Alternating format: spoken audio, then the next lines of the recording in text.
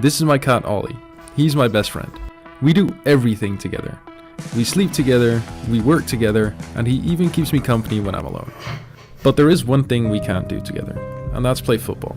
Now I know Ollie's a smart cat, because when he was a young kitten, I was able to teach him to give me a fist bump. But teaching him to become a goalkeeper? That's a whole different level. First we need to see what Ollie is currently capable of. Most cats are known to be able to jump very high and have insane reflexes. Ollie, on the other hand, not so much. First things first, I had this small goal lying around in the garage and I thought it was the perfect size for Ollie. So I got this small plushy ball and decided to just roll it at him to see what would happen. Now the first couple times Ollie didn't seem to be interested in the ball, but eventually this happened. Did you see that? This might not seem like much to you, but to me, this was a sign. There's something there. I swear that's a treat. Well done, mate. And it wasn't just a one-time thing. Well done, Ollie. Yeah, that's a save. That's a save. Unfortunately, our quick success was shortly lived, but this did lead to our first training technique. You didn't touch it. Oh. That's what we need from you. That's what we need from you, mate. Again. Yes, mate. After finding our first training technique, I was able to teach Ollie to paw at the ball. And we did this successfully in a short amount of time. Yeah, well done. He understands. Again. This was phase 1 of our training. If I could get him to understand that if he paws at the ball he gets a treat, then we can slowly work towards throwing the ball and hopefully he'll start making some saves. The reason I'm pushing Ollie to train like a goalkeeper is because I want to spend as much time as I can together with him. Last year we also had a cat. His name was Kiwi. He was just like Ollie, but unfortunately he got sick and he passed away before he turned 1 year old. So when we got Ollie, I made a promise to myself, saying that I wanted to spend as much time as I can together with him, because I know life can be short. So you gotta make the most of it. That being said, I'm excited to see what the next couple of days has to bring. We know there's something there. He enjoys the ball, he likes playing with it, he pawed at a couple times. The thing is, where do we go from here? How do we go from this? Man's got first touch. How do we go from this? Yo, look at him, he's so cute. Where he's just sitting with one paw on top of the ball, to him making top bin saves. We know Ollie understands if he paws at the ball he gets a treat. But how do I decided to attach the ball to a rope and a stick. This way I could imitate a shot going towards the top corner and hopefully Ollie can make the save. Attack the ball. Whoa! Boom, that's it. The plan is working. Ollie understood this as well. He was doing so good. He even made his best save yet. Shot's taken, it goes towards the goal. It going top right, does he make the save? Boom! Oh, onto the post, what a save, man. So I'm gonna remove the ball from the stick, start rolling him, maybe throwing a couple, bouncing a couple, see what he does there. Hopefully he can do exactly the same without the stick. Ball's coming in. What are you doing? You just want your belly scratches. Ball's coming in. Boom! Yes, well done, Ollie. Alright, so he does understand it without the stick. It's just, I think, the speed of the ball is gonna be behind you. Oh, well done. After successfully having taught Ollie to jump up at these higher balls, I wanted to try some low balls. And then, this happened. Okay. Did I just teach him to have a first touch? Boom! Achievement unlocked. Teach your cat to have a first touch. Well done, mate. Again. The goalkeeping isn't a success. The video will be called I Taught My Cat to Have a First Touch. Yes, you have. You got a better touch than most people, don't you? Ollie has his first touch under control now, so I decided to start throwing some balls to see what he would do. Now this would prove to be a bit more difficult for him.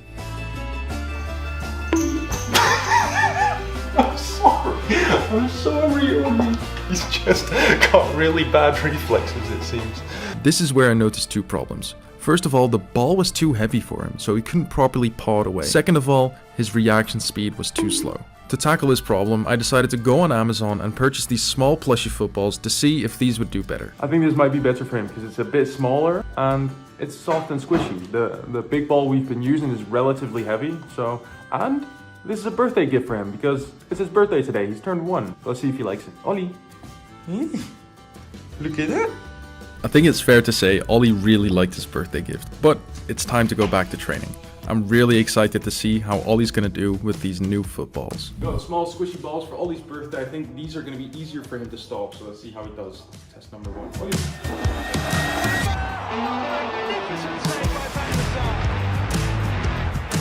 The smaller balls were definitely a step in the right direction, but I started to notice some other problems. Ollie was not often in the right position to save a shot, and if he wasn't willing to move from side to side or to jump really far to save a shot. So I decided to call in some reinforcements. That's when I found Molly DeVos. She's a cat expert, and they even call her the cat whisperer. And if there's someone out there that's gonna help me turn Ollie into an actual goalkeeper, it was gonna be her. And her name's Molly. So it feels like it's meant to be. So I sent her a message explaining the situation where we're currently at, and she quickly replied and said she could help. I'm Molly DeVos, also Dutch, and I'm a certified feline training and behavior specialist. After talking to Molly for a while, and even showing her what Ollie is currently capable of, she gave us a couple of tips on what we need to work on. Now, you're going to want to work on your timing. Okay? Okay. So it's real important that your verbal marker, the thing that you say, marks the behavior. Let's work on place training so that you can easily get him positioned, ready to start, and then work on training him for the jumping and rewarding him for the jumping up So there's high. 3 things we need to work on. First of all, my verbal cue timing needs to be better. Meaning when Ollie does something right, I need to say "good boy" straight away. Second of all, we need to place train Ollie so that when I say goalkeeper, he gets in the goal in a set position, ready to save a shot. And last but not least, we need to train his jump strength so that he's able to reach those top corners. That being said, the very next day, we got straight to work. So we got some advice to start place training Ollie. So hopefully we can get to a space where if we say the word goalkeeper, he sets himself up in the goal. After our call, Molly sent us a document including the instructions to start place training Ollie. It seems more difficult than it is, but it basically says we need to put a place on the floor with either tape or a mat. And every time he sniffs it or gets on it, you mark the behavior with a unique word and then quickly put a treat on the place. Then we release him with a new treat and do that process all over again. So hopefully next time he sits on the mat, he starts to understand every time he sits there, he gets a treat. After repeating this process over and over again, Ollie eventually started to understand. Now, when I say the word Ollie, goalkeeper. Ollie knows to go and sit on the square. Good boy, Ollie. I think he kind of gets it now. He's going to that spot. He knows when he goes there, he gets a treat.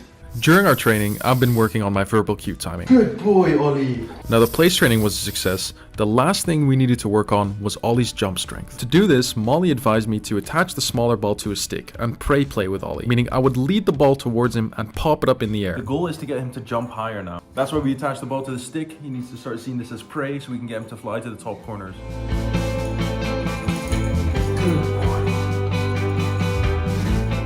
After playing with Ollie for a few days, I can definitely see some huge improvements in his jumping strength. And to even further develop his jump strength, every time I'd give him a treat, I'd have him stand up on his back legs and reach for the treat. So we can definitely say his jumping strength has increased significantly. After place training Ollie and significantly increasing his jumping strength, I decided it was time to let go of the ball on the stick. Now I would be throwing and bouncing balls at him to see how he would react. And that's when Ollie did something I never expected him to do. Good boy. Good boy. You can even catch the ball now. What? And him catching the ball wasn't a one-time thing either. He did this several times. This man is a born goalkeeper. Good boy. What the f***? You're not a film. But now it was time for his final test. After not days, not weeks, but months of training, it was time to find out if Ollie has what it takes to become a goalkeeper. Enough. Radicic. The ball. Crossed it again and a good one. And let it down. A wonderful save by Schmeichel. Wilshere did well. Nuamba. Oh, magnificent save by Van der Sar. Good header. Brilliant save. De Gea again. Yuri Tielemans, he can have another go. It's an astonishing save from De Gea. Still a chance. Oh, what a save. Alexander-Arnold. That's a brilliant save. So those were a few of Ollie's best saves, and I couldn't be more proud of him. From him ignoring the ball and not being able to do anything, to not only having an amazing first touch and even catching some balls, to making top corner saves like a true goalkeeper. But the most important thing is the amount of time we got to spend together. This was an amazing project and I enjoyed every second of it. I love you, Ollie.